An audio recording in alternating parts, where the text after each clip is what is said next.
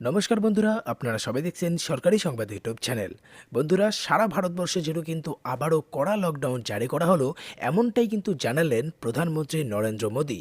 হ্যাঁ বন্ধুরা, এরই সঙ্গে আপনাদের জানিয়ে দেই, ইতিমধ্যেই কিন্তু আমাদের ভারতবর্ষের বিভিন্ন রাজ্যে নাইট কারফিউ এবং কড়া লকডাউন জারি করা হয়েছে। অবশ্যই বন্ধুরা, আমাদের পশ্চিমবঙ্গ রাজ্যে কবে থেকে শুরু হচ্ছে লকডাউন, কি সেই নতুন তালিকা, সেটাও কিন্তু আজকের ভিডিওতেই আপনাদের পরিষ্কারভাবে জানিয়ে দেওয়া হবে। অবশ্যই কিন্তু আপনারা এই ভিডিওটিকে কোন জেলা থেকে দেখছেন সেটা কিন্তু অবশ্যই কমেন্ট বক্সে বলতে ভুলবেন না। তো বন্ধুরা, বুঝতেই পারছেন এই ভিডিওটি কিন্তু আপনাদের জন্য একটা খুব গুরুত্বপূর্ণ ভিডিও হতে চলেছে। তো ভিডিওটিকে কিন্তু একদম প্রথম থেকে শেষ পর্যন্ত মনোযোগ সহকারে দেখবেন। এরই সঙ্গে আপনারা কিন্তু জানতে চলেছেন যে আমাদের পশ্চিমবঙ্গে কবে কবে লকডাউন হবে, কবে নতুন তালিকা আসতে চলেছে, কি সেই নতুন তালিকা, সবটাই কিন্তু আজকের ভিডিওতে আপনারা পেতে চলেছেন। তো ভিডিওটাকে কিন্তু একদম শেষ পর্যন্ত দেখবেন। এরই সাথে মনে রাখবেন, এই ধরনের তাজা আর গুরুত্বপূর্ণ খবর যদি প্রতিদিন তাড়াতাড়ি পেতে চান তো অবশ্যই কিন্তু এই ভিডিওটিকে একটি লাইক করে দেবেন। এরই সঙ্গে লাল রঙের সাবস্ক্রাইব বাটনে ক্লিক করে বেল নোটিফিকেশনটা অল করে দেবেন। যেমনটা এখানে দেখতে পাচ্ছেন, এখানে কিন্তু বলে দেওয়া হয়েছে যে করোনার নতুন স্ট্রেনের আক্রান্তের সংখ্যা দিন দিন বেড়েই চলেছে। এটা কিন্তু কেন্দ্রীয় সরকারের তরফ থেকে বলা হয়েছে। আমি আপনাদের জুম করে দেখাচ্ছি। দেখুন, এখানে কিন্তু পরিষ্কার করে বলে দেওয়া হয়েছে যে কেন্দ্রীয় সরকারের তরফ থেকে জানানো হয়েছে যে বুধবার পর্যন্ত যেই সংখ্যাটা ছিল 20, সেখানে কিন্তু বৃহস্পতিবার আরও 5 জন বেড়ে যায়, আর যার ফলে এখন সংক্রমণের সংখ্যা হয়ে দাঁড়িয়েছে 25। এটা কিন্তু অফিসিয়ালি, আর আনঅফিসিয়ালি যে কত আছে সেটা কিন্তু এখনও পর্যন্ত আমরা ধরতে পারছি না। কেন্দ্রীয় সরকারের তরফ থেকে কিন্তু সেটাই জানানো হয়েছে। আর এই পরিস্থিতিতে যাদের মধ্যে এই নতুন ভাইরাসটি পাওয়া হয়েছে তাদের সব কয়েকজনকেই কিন্তু আইসোলেশনে রাখা হয়েছে। তো এরই সাথে কড়া নজর রাখা হচ্ছে তাদের শারীরিক অবস্থার উপর। তাছাড়াও করোনার এই নতুন স্ট্রেন প্রজাতিটির জন্য বৃহস্পতিবার যে পাঁচজনের খোঁজ মিলেছে, তাদের মধ্যে কিন্তু 4 জনকে চিহ্নিত করা হয়েছে যে ন্যাশনাল ইনস্টিটিউট অফ ভাইরোলজির জিনোম সিকোয়েন্সিং পরীক্ষার মাধ্যমে।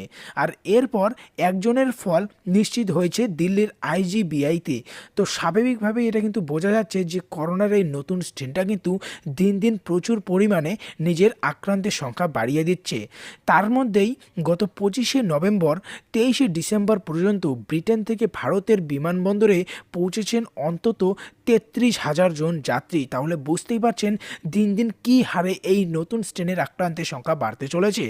এছাড়াও দেখুন, এখানে বলা হয়েছে এদের কিন্তু প্রত্যেকের সম্পর্কে বিস্তারিত খোঁজ খবর নেওয়া হয়েছে। এরই পাশাপাশি এদের স্বাস্থ্য পরীক্ষার দিকে নজর রাখতেও নির্দেশ দেওয়া হয়েছে রাজ্য সরকারগুলিকে। এরই সঙ্গে এখানে দেখুন আরও কি বলা হয়েছে যে উড়ান নিষেধাজ্ঞা জারি হওয়ার আগে ব্রিটেন থেকে গত কিছুদিনে যারা যারা ভারতের নানা প্রান্তে এসে পৌঁছেছেন তাদের শরীরে করোনার এই নতুন স্ট্রেনের অস্তিত্ব আছে কি না সেটা জানার জন্য কিন্তু আগেই কেন্দ্রীয় স্বাস্থ্য মন্ত্রকের তরফে আক্রান্তদের একটি জিনোম সিকোয়েন্সিংয়ের নির্দেশ দেওয়া হয়েছিল, যেটার মাধ্যমে খুব সহজেই এই নতুন স্ট্রেন ভাইরাসটিকে শনাক্তকরণ করা যায়। এরই সঙ্গে তাদের নমুনাটা সংগ্রহ করে পাঠানো হয়েছিল পুনের ন্যাশনাল ইনস্টিটিউট অফ ভাইরোলজি এবং দিল্লির আইজিবিআইতে। সেখান থেকেই একে একে করোনার নতুন স্ট্রেন বহনকারীদের খোঁজ মিলছে। তাহলে বুঝতে পারছেন যাদেরই পরীক্ষা করা হচ্ছে তাদের কিন্তু পজিটিভ আসে। এখনও কিন্তু 33,000 জন যাত্রীকে এখনও বাকি করে রাখা হয়েছে। এবার বুধবার যে 20 জনের শরীরে করোনার এই নতুন স্ট্রেনের হদিশ মিলেছে তাদের মধ্যে কিন্তু একজন কলকাতার।